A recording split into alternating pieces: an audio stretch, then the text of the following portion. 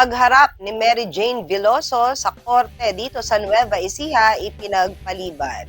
At 2 beses na ngang pinupuspond ang naka-schedule na presentasyon ni Mary Jane Veloso bilang complainant sa mga kaso laban sa kanyang mga recruiters.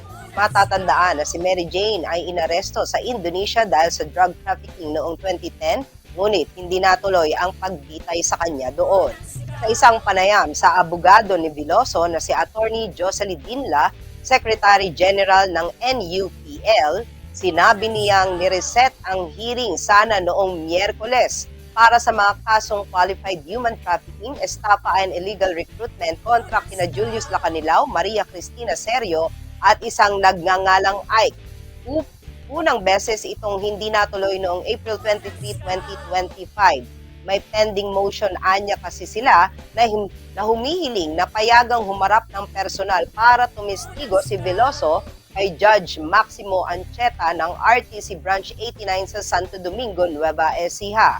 Ito rin anya ang gusto ng depensa pero may Supreme Court guidelines na kapag convicted prisoner, kailangang may special permission mula sa Office of the Court Administrator na hanggang sa isinusulat ang balitang ito ay wala pa.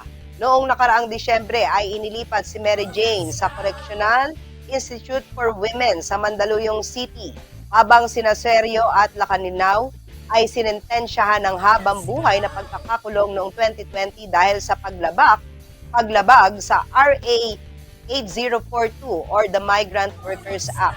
Ang mga kaso ngayon ay isinampa ng 3 kababaihan na gaya ni Veloso ay nirecruit din umano ng 2.